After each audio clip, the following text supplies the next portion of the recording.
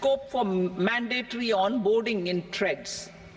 For facilitating MSMEs to unlock their working capital by converting their trade receivables into cash, I propose to reduce the turnover threshold of buyers for mandatory onboarding on the trades platform from rupees 500 crore to 250 crore rupees. This measure will bring 22 more CPSCs and 7,000 more companies onto the platform. Medium enterprises will also be included in the scope of the suppliers. SIDBI branches in MSME clusters. SIDBI will open new branches to expand its reach to serve all major MSME clusters within 3 years and provide direct credit to them. With the opening of 24 such branches this year, the service coverage will expand to 168 out of 242 major clusters. MSME units for food irradiation, quality and safety testing. Financial support for setting up of 50 multi-product food irradiation units in the MSME sector will be provided. Setting up of 100 food quality and safety testing labs with NABL accreditation will be facilitated. E-commerce export hubs. To enable MSMEs and traditional artisans to sell their products in international markets, e-commerce export hubs will be set up in public-private partnership mode. These hubs, under a seamless regulatory and logistic framework, will facilitate trade and export-related services under one roof. Measures for promotion of manufacturing and services. Internship in top companies. As the fifth scheme under Prime Minister's package, our government will launch a comprehensive scheme for providing internship opportunities in 500 top companies to 1 crore youth in 5 years. They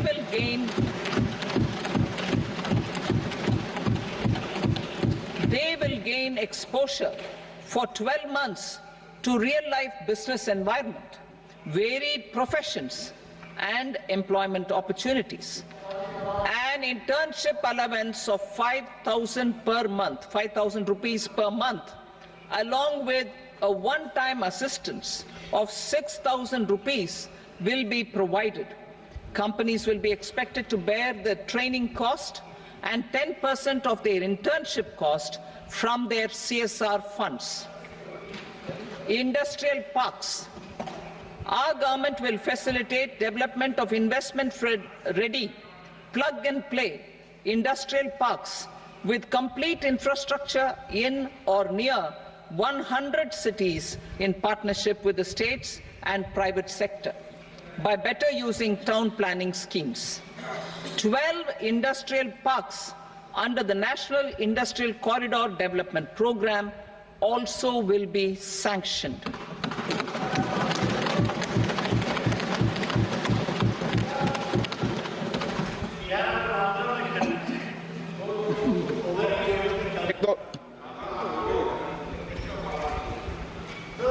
Veggie paper, no. Please, Petty.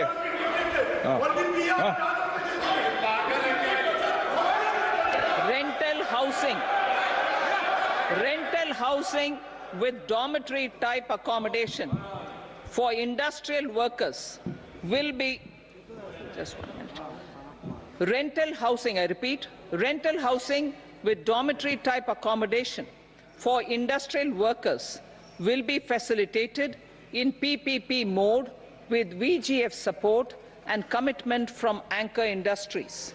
Shipping industry, ownership, leasing and flagging reforms will be implemented to improve the share of Indian shipping industry and generate more employment. Critical mineral mission. We will set up a critical mineral mission for domestic production, recycling of critical minerals, and overseas acquisition of critical mineral assets.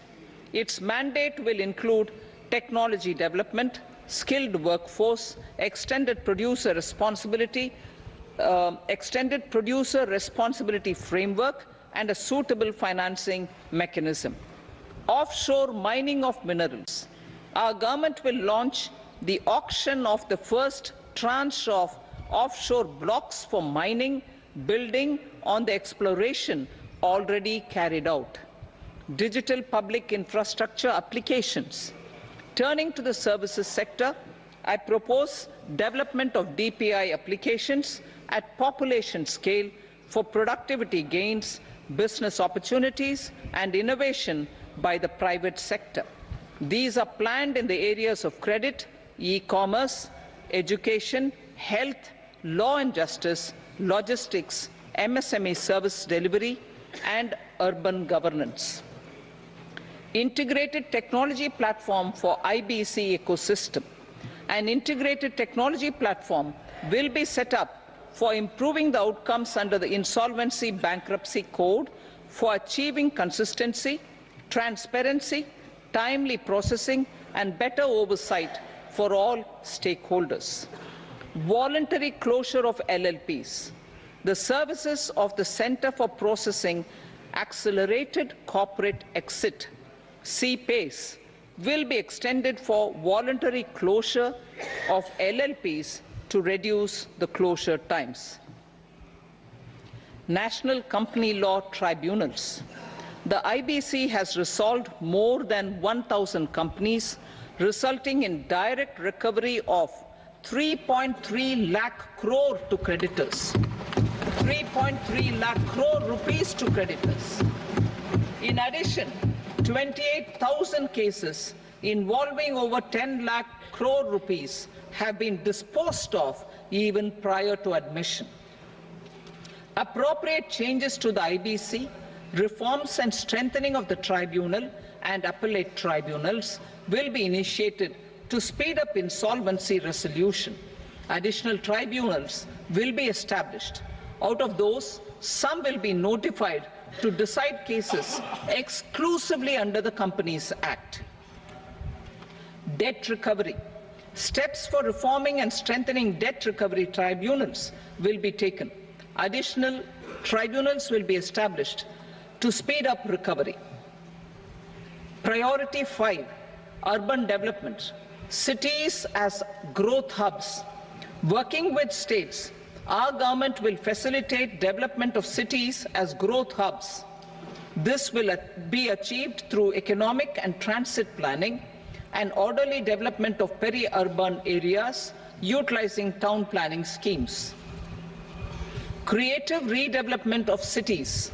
For creative brownfield redevelopment of existing cities with a transformative impact, our government will formulate a framework for enabling policies, market-based mechanisms, and regulation.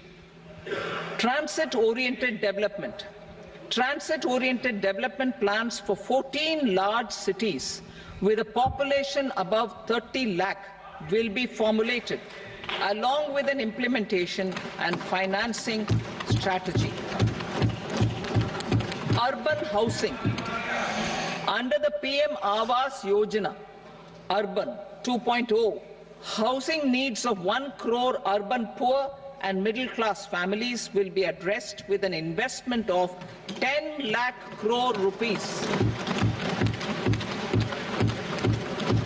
This will include the central assistance of 2.2 lakh crore rupees in the next 5 years.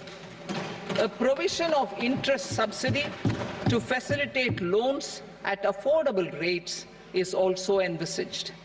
In addition, enabling policies and regulations for efficient and transparent rental housing markets with enhanced availability will also be put in place.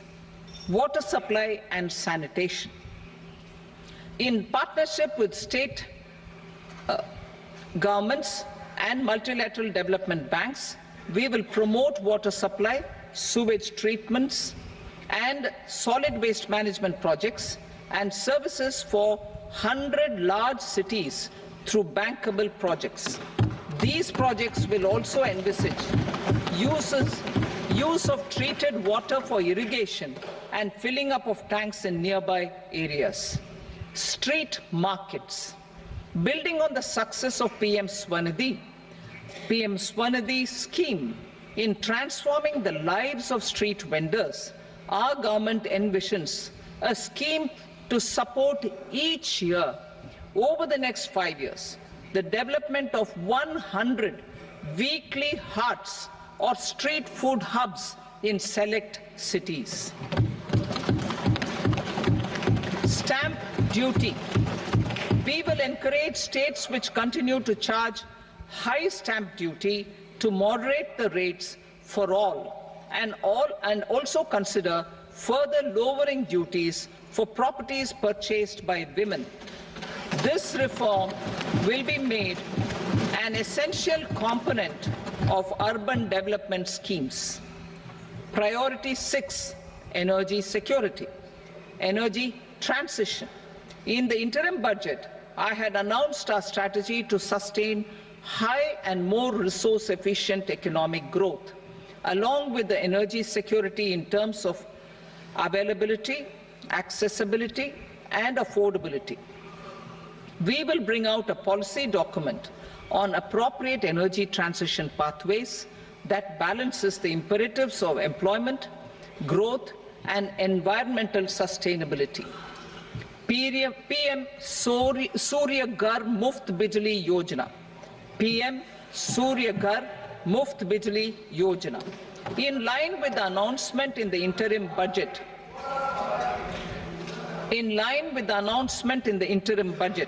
PM Surya Ghar Muft Bijli Yojana has been launched to install rooftop solar plants to enable 1 crore households obtain free electricity up to 300 units every month. The scheme has generated remarkable response with more than 1.28 crore registrations and 14 lakh applications, and we will further encourage it. Pumped storage policy. A policy for promoting pumped storage projects will be brought out for electricity storage and facilitating smooth integration of the growing share of renewable energy with its variable and intermittent nature in the overall energy mix. Research and development of small and modular nuclear reactors. Nuclear energy is expected to form a very significant part of the energy mix for Vikasit Bharat. Towards that pursuit, our government will partner with the private sector for 1. Setting up Bharat Small Reactors, 2. Research and development of Bharat Small Modular Reactor, and 3. Research and development of newer technologies for nuclear energy. The R&D funding announced in the interim budget will be made available for this sector also. Advanced ultra supercritical thermal power plants. The development of indigenous technology for advanced ultra supercritical thermal power plants with much higher efficiency has been completed. A joint venture between NTPC and BHEL will set up a full-scale 800 megawatt commercial plant using AUSC technology. The government will provide the required fiscal support. Moving forward, development of indigenous capacity for the production of high-grade steel and other advanced metallurgy materials for these plants will result in strong spin-off benefits for the economy. Roadmap for hard-to-abate industries.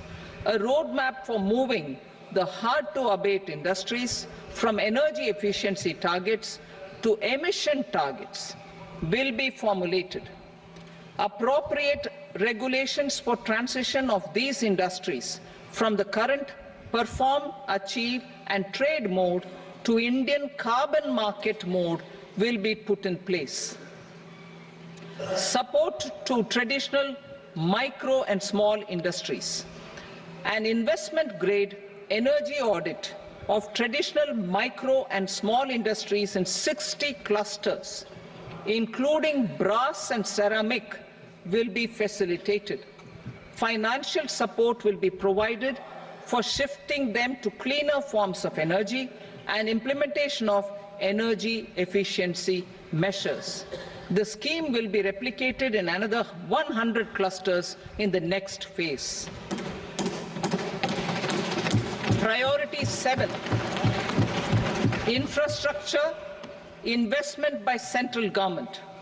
Significant investment the central government has made over the years in building and improving infrastructure has had a strong multiplier effect on the economy. We will endeavour to maintain strong fiscal support for infrastructure over the next 5 years in conjunction with imperatives of other priorities and fiscal consolidation. This year, I have provided 11,11,111 crore rupees for capital expenditure.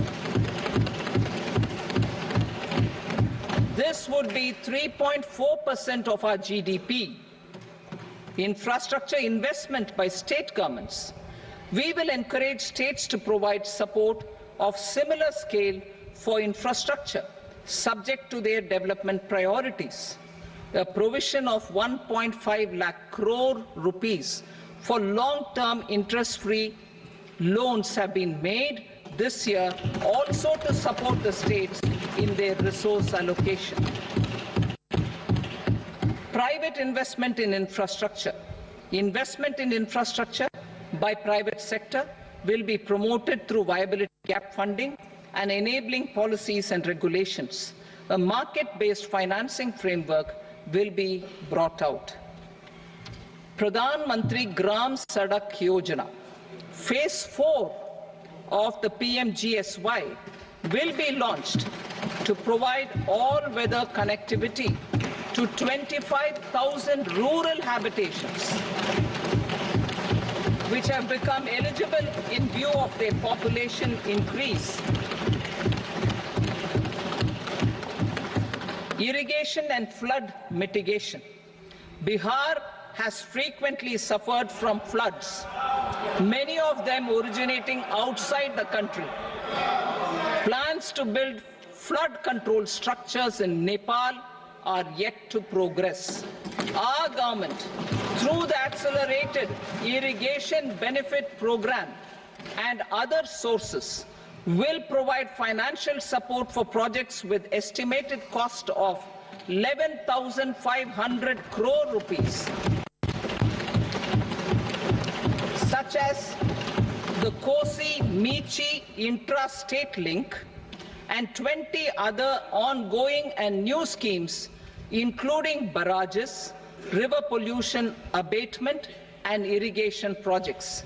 In addition, survey and investigation of Kosi-related flood mitigation and irrigation projects will be undertaken.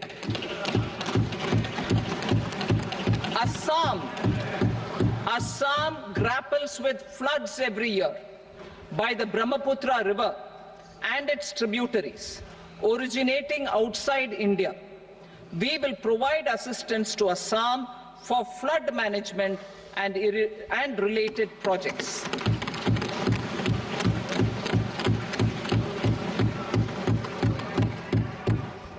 Himachal Pradesh suffered extensive losses due to floods last year. Our government will provide assistance to the state for reconstruction and rehabilitation through multilateral development assistance.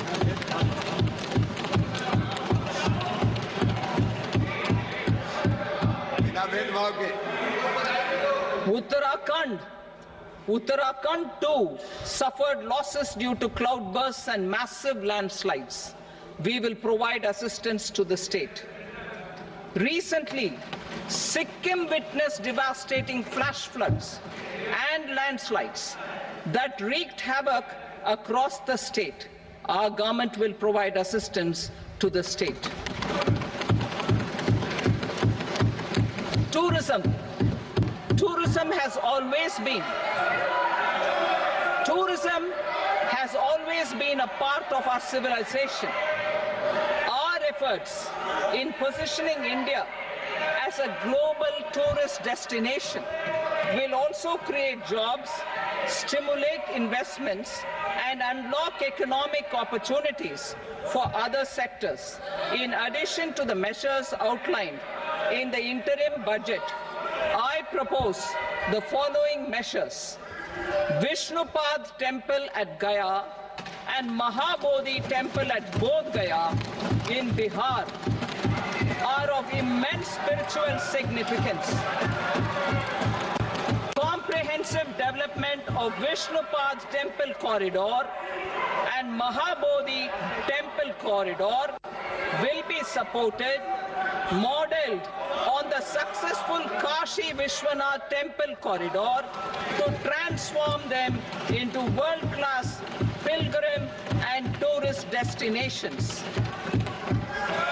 Rajgir holds immense religious significance for Hindus, Buddhists and Jains.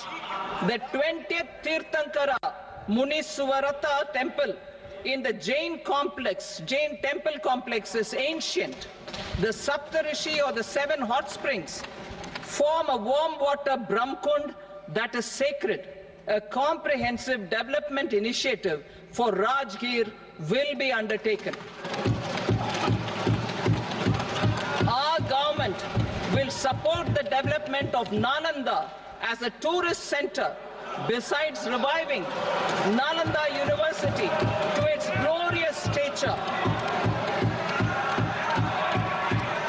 Odisha's scenic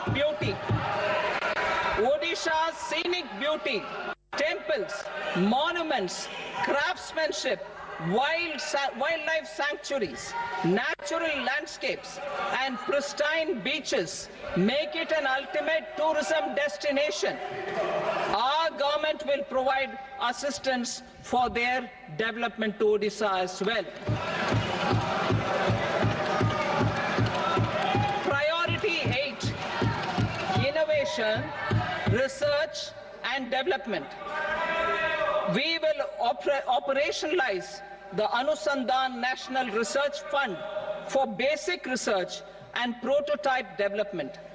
Further, we will set up a mechanism for spurring private sector-driven research and innovation at commercial scale with a financing pool of 1 lakh crore rupees in line with the announcement in the interim budget. Space economy. With our continued emphasis on expanding the space economy by 5 times in the next 10 years, a venture capital fund of 1,000 crore rupees will be set up. Priority 9, next generation reforms. Economic policy framework. We will formulate an economic policy framework to delineate the overarching approach to economic development and set the scope of the next generation of reforms for facilitating employment opportunities and sustaining high growth. Our government will initiate and incentivize reforms for 1. Improving productivity of factors of production, and 2. Facilitating markets and sectors to become more efficient. These reforms will cover all factors of production, namely land, labor, capital, and entrepreneurship, and technology as an enabler of improving total factor productivity and bridging inequality. Effective implementation of several of these reforms requires collaboration between the center and the states and building consensus as development of the country lies in development of the states. For promoting competitive federalism and incentivizing states for faster implementation of reforms, I propose to earmark a significant part of the 50-year interest-free loan. Working with the states, we will initiate the following reforms.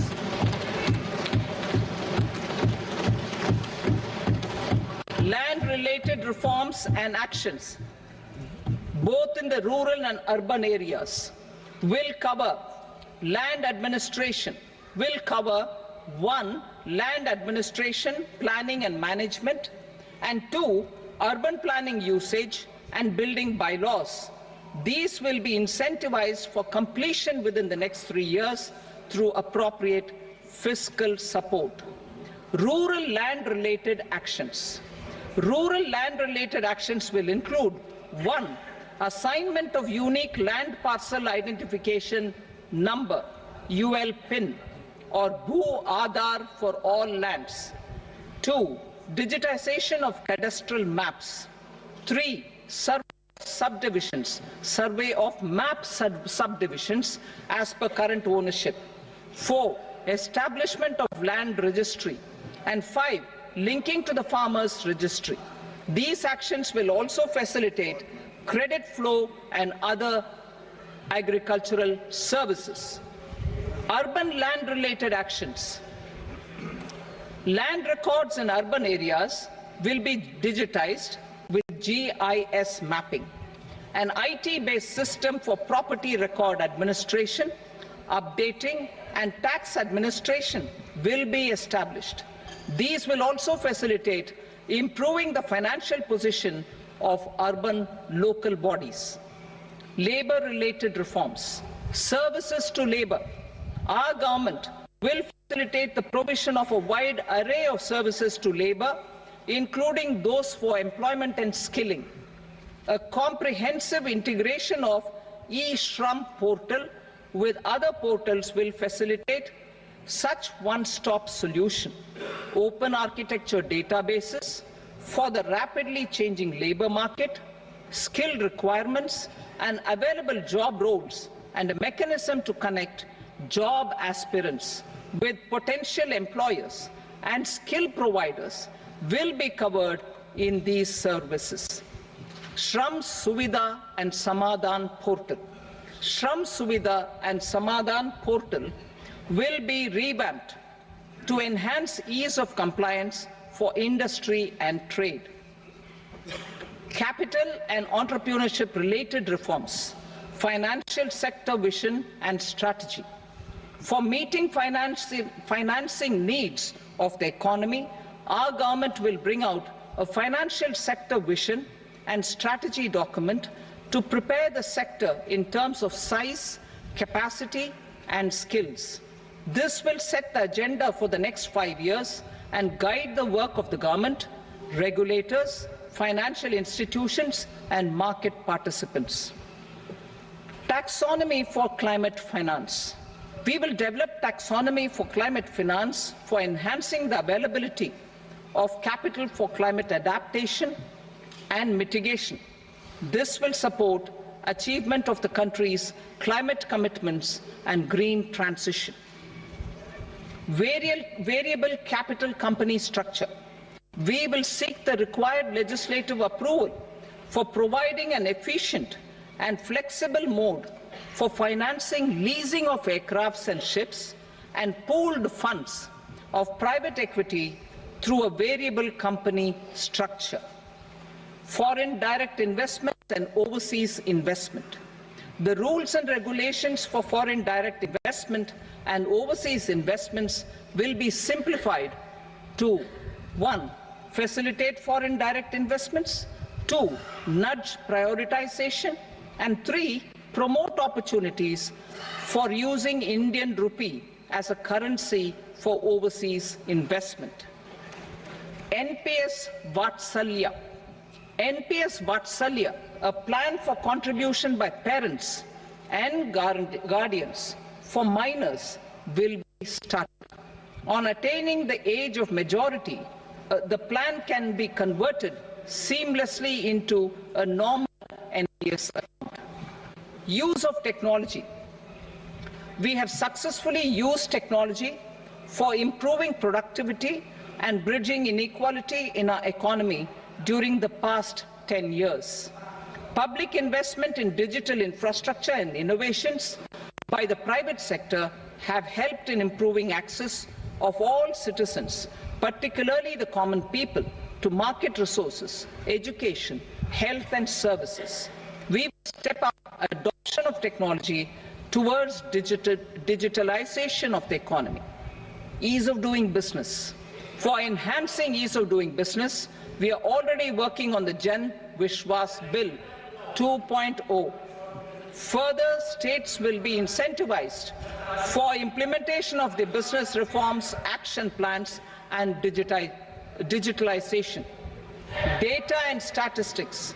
For improving data governance, collection, processing and management of data and statistics, different sectoral databases, including those established under the Digital India Mission, will be utilized with active use of technology tools. New pension scheme. The committee to review the NPS has made considerable progress in its work. I am happy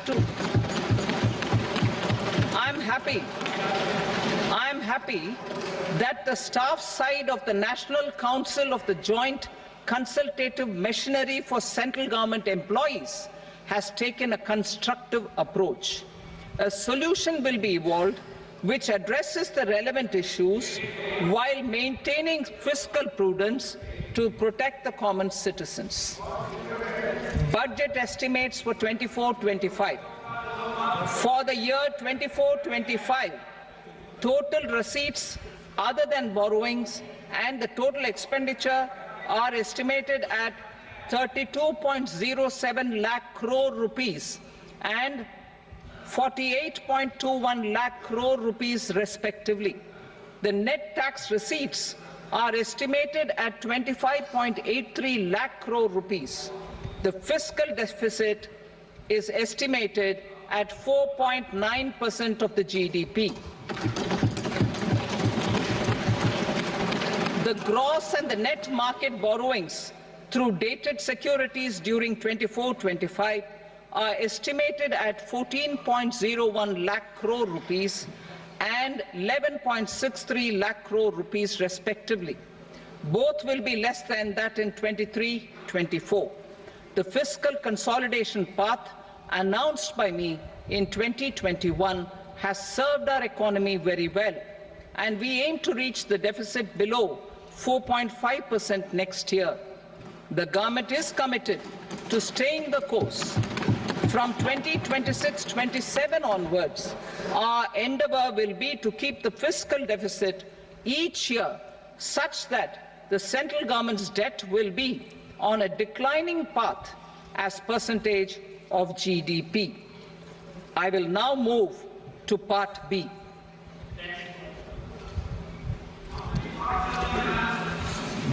Indirect taxes. Sir, I start with GST.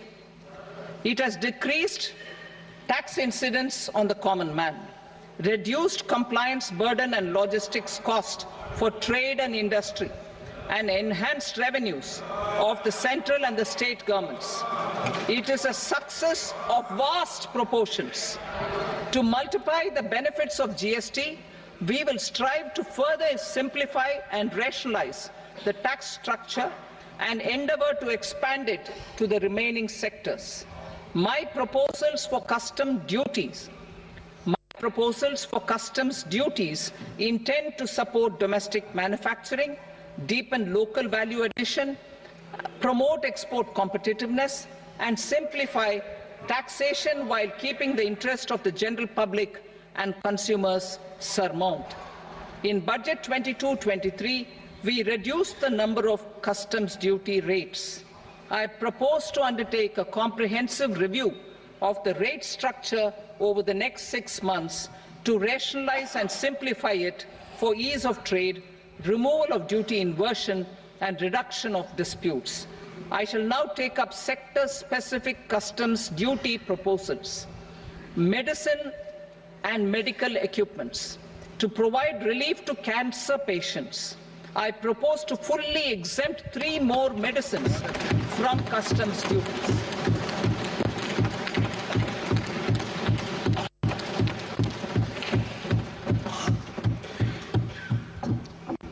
I also propose changes in the BCD on X-ray tubes and flat panel detectors for use in medical X-ray machines under the phased manufacturing program so as to synchronize them with the domestic capacity addition. Mobile phone and related parts. With a 3-fold increase in domestic production and almost a 100-fold jump in exports of mobile phones over the last 6 years, the Indian mobile industry has matured. In the interest of consumers, I now propose to reduce the BCD on mobile phone, mobile PCBA, and mobile charger to 15%. Critical minerals. Minerals such as lithium, copper, cobalt, and rare earth elements are critical for sectors like nuclear energy, renewable energy, space, defense, telecommunications, and high-tech electronics. I propose to fully exempt customs duties on 25 critical minerals and reduce BCD on 2 of them. This will provide a major fillip to the processing and refining of such minerals and help secure their availability for these strategic and important sectors. Solar energy.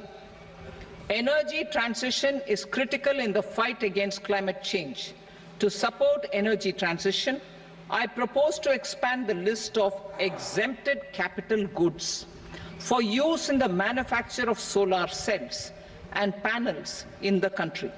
Further, in view of sufficient domestic manufacturing capacity of solar gas, glass, and tinned copper interconnect, I propose not to extend the exemption of custom duties provided to them. Marine products. India's seafood exports in the last financial year touched an all-time high of more than 60,000 crores of rupees. Frozen shrimp accounted for about 2/3 of these exports.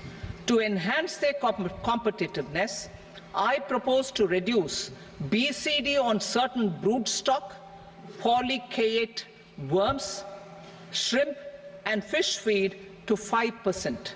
I also propose to exempt customs duty on various inputs for manufacture of shrimp and fish feed. Leather and textile.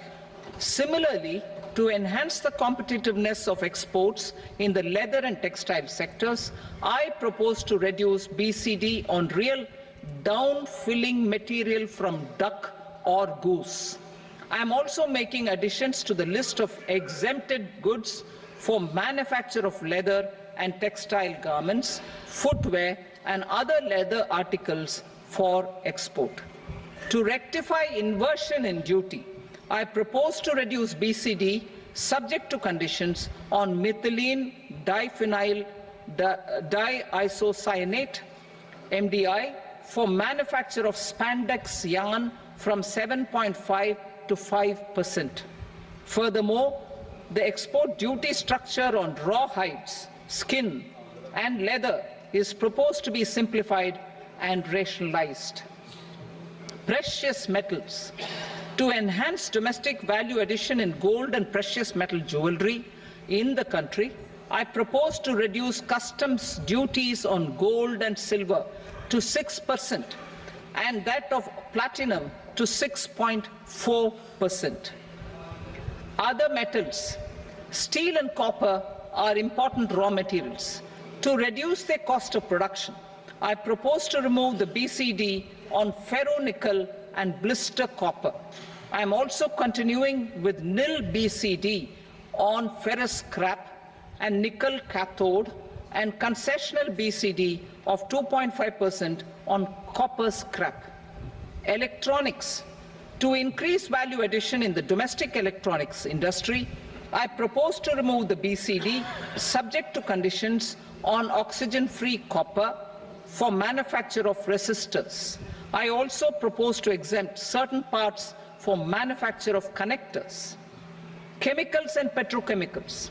To support existing and new capacities in the pipeline, I propose to increase the BCD on ammonium nitrate from 7.5% to 10%.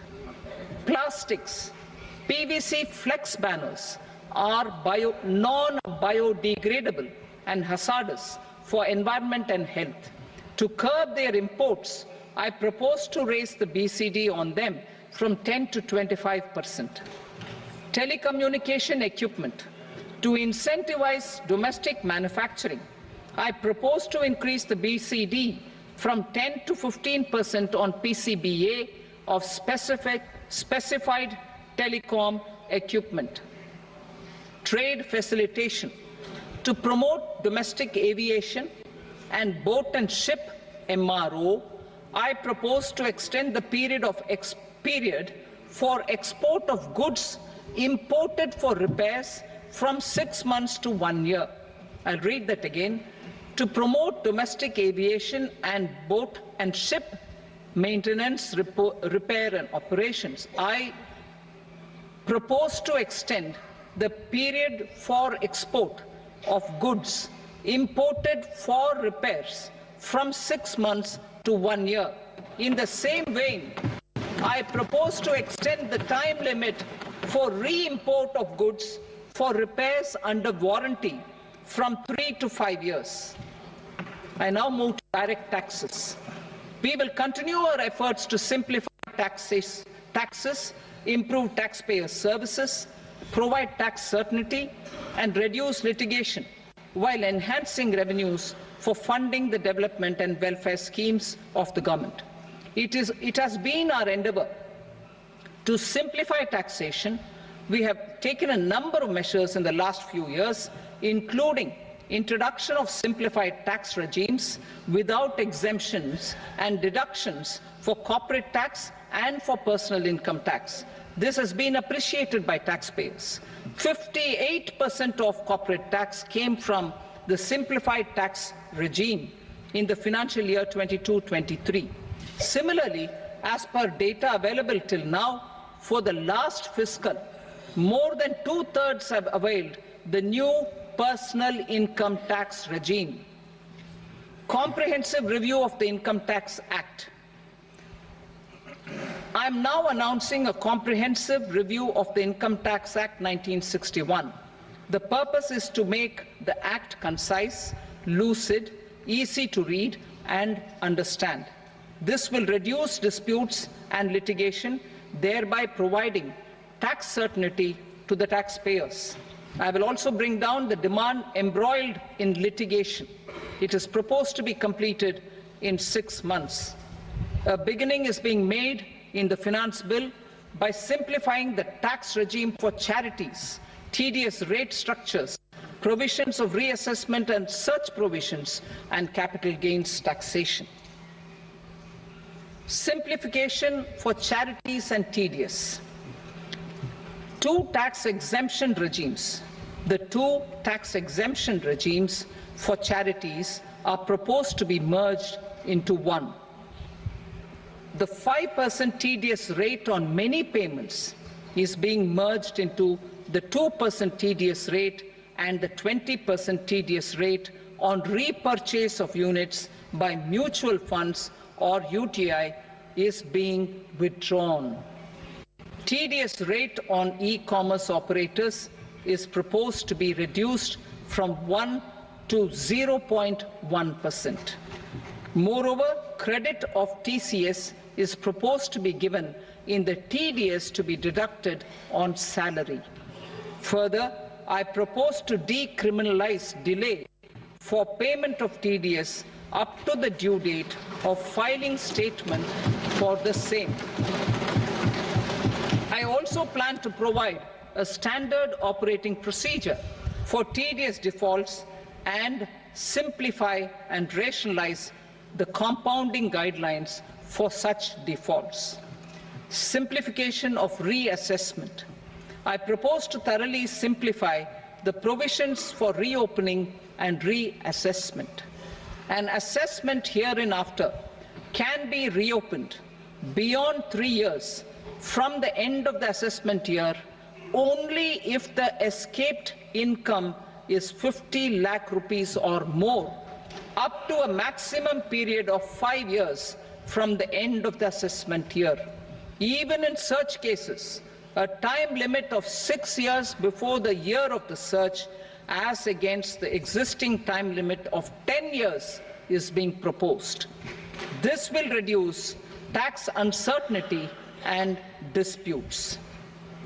Simplification and rationalization of capital gains. Capital gains taxation is also proposed to be hugely simplified. Short-term gains on certain financial assets shall henceforth attract a tax rate of 20%, while that on all other financial assets and all non-financial assets shall continue to attract the applicable tax rate. Long-term gains on all financial and non-financial assets, on the other hand, will attract a tax rate of 12.5%. For the benefit of the lower and the middle income classes, I propose to increase the limit of exemption of capital gains on certain financial assets to 1.25 lakh rupees per year.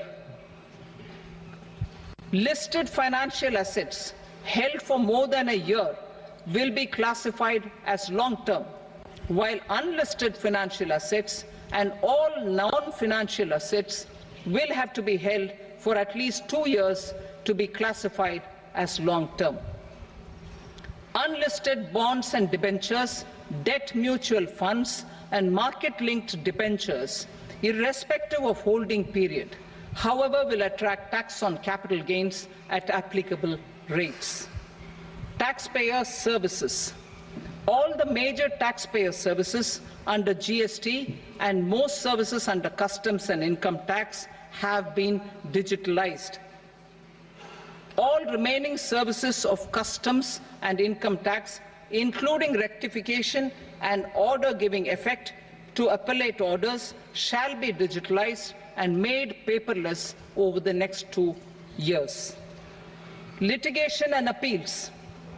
While our concerted efforts to reduce pendency of appeals at various appellate fora are beginning to show good results, it will continue to engage our highest attention. To dispose of the backlog of first appeals, I plan to deploy more officers to hear and decide such appeals, especially those with large tax effect. For resolution of certain income tax disputes pending an appeal, I am also proposing Vivad Se Vishwas Scheme 2024. Further, I propose to increase monetary limits for filing appeals related to direct taxes, excise and service tax in the tax tribunals, high courts and Supreme Court to 60 lakh rupees, 2 crore rupees and 5 crore respectively. With a view to reduce litigation and provide certainty in international taxation, we will expand the scope of safe harbor rules and make them more attractive. We will also streamline the transfer pricing assessment procedure. Employment and investment. I have a few proposals to promote investment and foster employment. First of all, to bolster the Indian startup ecosystem, boost the entrepreneurial spirit, and to support innovation, I propose to abolish the so-called angel tax for all classes of investors. Second, there is tremendous potential for cruise tourism in India. To give a fillip to this employment-generating industry, I am proposing a simpler tax regime for foreign shipping companies operating domestic cruises in the country. Third, India as a world leader in the diamond cutting and polishing industry, which employs a large number of skilled workers. To further promote the development of this sector, we would provide for safe harbor rates for foreign mining companies selling raw diamonds in the country. Fourth, to attract foreign capital for our development needs, I propose to reduce the corporate tax rate on foreign companies from 40 to 35%. Deepening the tax base. I have a couple of proposals for deepening the tax base. First, security transaction tax on futures and options of securities is proposed to be increased to 0.02% and 0.1% respectively. Second, for reasons of equity, I propose to tax income received on buyback of shares in the hands of recipients. Other proposals: to improve social security benefits, deduction of expenditure by employers towards NPS is proposed to be increased from 10 to 14% of the employee's salary.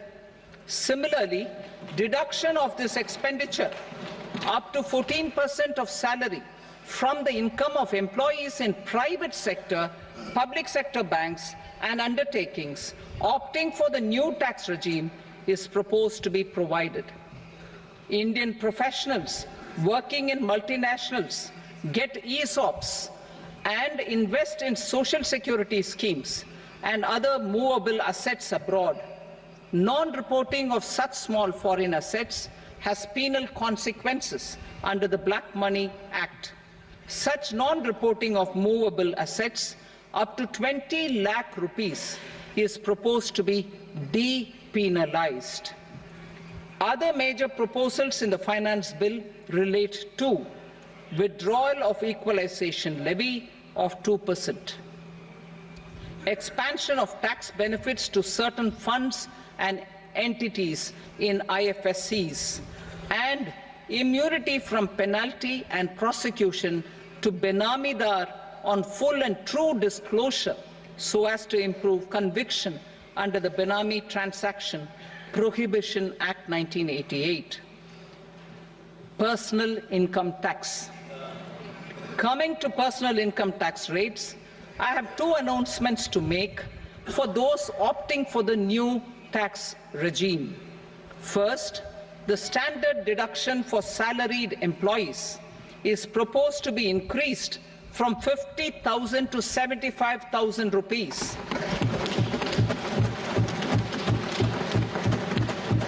Similarly, deduction on family pension for pensioners is proposed to be enhanced from 15,000 to 25,000 rupees. This will provide relief to about 4 crore salaried individuals and pensioners.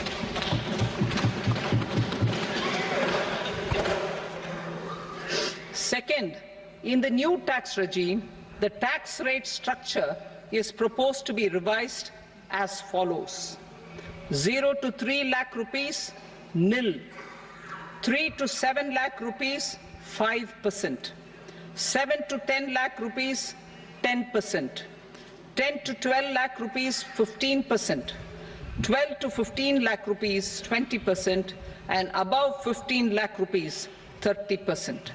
As a result of these changes, a salaried employee in the new tax regime stands to save up to 17,500 rupees in income tax.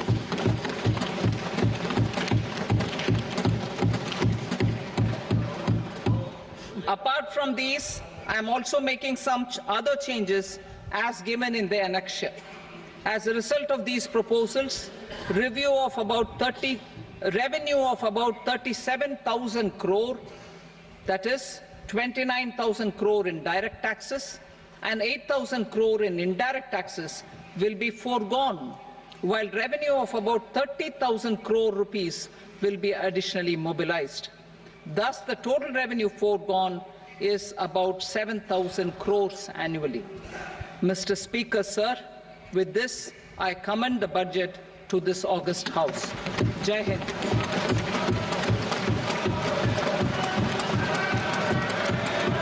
Item number 2.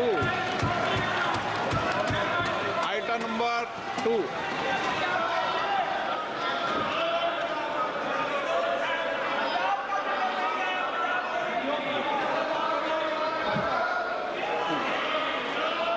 Sir, with your permission, I rise to lay on the table the following statements under Section 3 of the Fiscal Responsibility and Budget Management, FRBM Act 2003, medium-term fiscal policy cum fiscal policy statement and macroeconomic framework statement.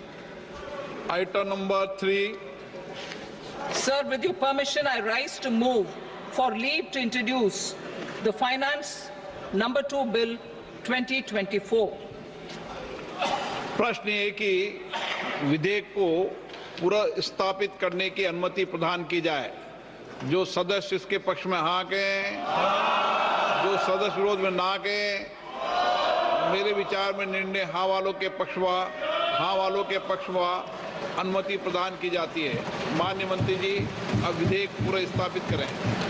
Sir, I introduce the bill.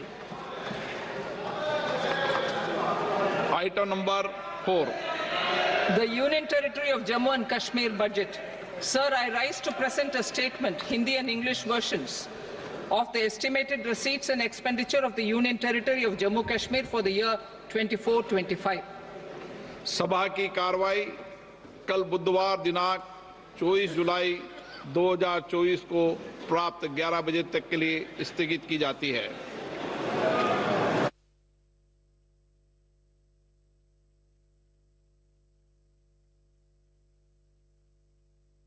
आपकी screen पर चल रहा है कि नए tax slab की घोषणा की गई है।